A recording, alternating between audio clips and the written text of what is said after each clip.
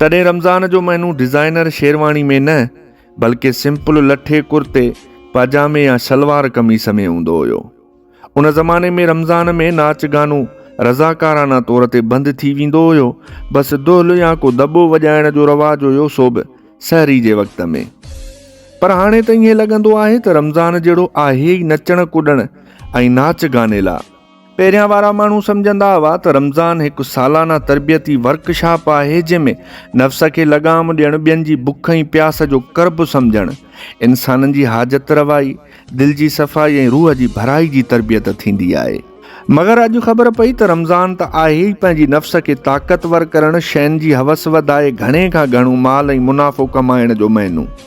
पहिरियां वारा वॾड़ा ॿुधाईंदा हुआ त पुट रमज़ान जे महीने में शैतान खे ॿधो ई उन लाइ वेंदो आहे त तव्हां इबादत सां गॾु हुकूकुल इबाद जो बि जेतिरो सवाबु कमाए सघो था, बिना इब्लीसी मुदाख़लत जे कमाए वठो। मगर हाणे लॻे थो त शैतान क़ैद त आहे, पर टीवी जे खांचे जे जेल में। अहिड़ा आलमाना सवाल थो करे, नफ़्स जे ग़ुलामनि खे अहिड़ियूं टोपियूं थो पाराए जो उहो मापींदा रहिजी वञनि था त सही छा आहे ऐं ग़लति छा, तज़कियात नफ़्स छा आहे ऐं नफ़्सा नफ़्सी छा आहे। पहिरियां साहिब हैसियत घराणनि में एतिरी अफ़तारी ठहंदी हुई जो अधु ख़ामोशी सां ग़रीब पाड़ेसरियुनि में विरहाई वञे या ज़रूरतमंद दर ठड़काइण वारनि खे ॾिनी वञे। ॿारनि खे घरनि जा बुज़ुर्ग ताक़ीद कंदा हुआ त शरीफ़ माण्हू रोज़ो घर में खोलींदा आहिनि या महले जी मस्जिद में।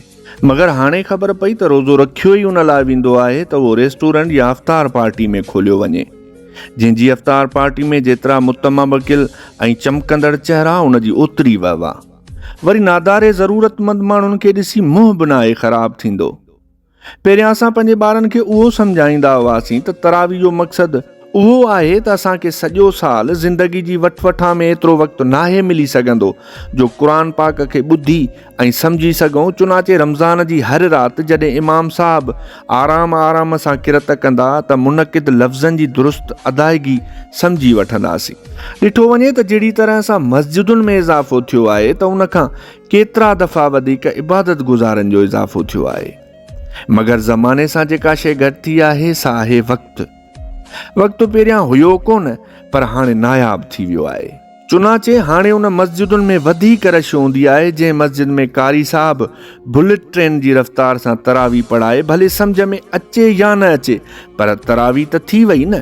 पहिरियां 27 ॾींहंनि वारियूं तरावियूं, पोइ 20 ॾींहंनि वारियूं तरावियूं, पोइ 10 रोज़ा। हाणे त किन मस्जिदुनि में 3 ॾींहंनि वारियूं एक्सप्रेस तरावियूं बि थियनि थियूं। उन लिहाज़ सां अॻियूं सिलसिलो वनडे तरावी जो बचण वारो आहे। गोया किरत ते ॼण क्रिकेट जो कानून लागू कयो पियो वञे। जॾहिं तव्हां हिकु मुक़दस शइ खे रांदि ठाहींदो त कानून बि उहे लागू थींदा न। हाणे जेकॾहिं ज़ोर आहे त सिर्फ़ु उन ॻाल्हि ते त केरु ॾींहं जो खाईंदो पीअंदो नज़र न अचे, न त खेसि कड़ी सज़ा मिलंदी। उन करे ज़ईफ़, ॿार, हामला औरतूं, मुसाफ़िर पंहिंजी सलामती जा पाण ज़ामिन आहिनि। थी सघे थो तव्हांखे कंहिं जोशीले खे पंहिंजे तरफ़ ईंदो ॾिसी जेसीं ताईं सलवा के नबूअत किन हालातुल में रोज़ा न रखण जो सबबु ॿुधाईंदो, तेसीं ताईं तव्हांखे 2-3 चंबा लॻी चुका हूंदा। एतिराम रमज़ान जे बारे में शरीयत भले कुझु बि चए, पर मुल्की कानून बिला इम्तियाज़ सभिनी ते हिक ई लठ लागू थिए थी। ऐं कानून त बहरहाल अंधो हूंदो आहे ऐं अंधे जी लठ अॻियां केरु बीही सघंदो। पहिरियां जंहिं बि इबादत गुज़ार खे जंहिं बि मस्जिद में जॻह मिलंदी त रमज़ान जे 10 ॾींहंनि में उते ई एतिकाफ़ में वेही रहंदो हुयो। पर हाणे एग्ज़िट वई VIP एतिकाफ़ जो दौरु आहे। हाणे त रमज़ान में ट्राइवल एजेंटनि खे रमज़ान जे महीने में मथो खणण जो टाइम बि नथो मिले, छो त अशराफिया ऐं मुतमवलीन आख़िरी अशरो मस्जिद नबवी में गुज़ारणु चाहींदा आहिनि। वरी उते बि ख़ुदा खे पूरो टाइम ॾियण बजाए एतिकाफ़ी सेल्फियूं पोस्ट कंदा रहंदा आहिनि ऐं टाइम लाइन बि अपडेट कंदा रहंदा आहिनि। पहिरियां एतिकाफ़ यकसूई हाज़िरी हुजणु हूंदो हुयो, हाणे स्टेटस सिंबल थी पियो आहे। अॻे ज़माने में उन्हनि हरकतुनि खे रियाकारी चयो वेंदो, हाणे कुझु नथो चयो वञे।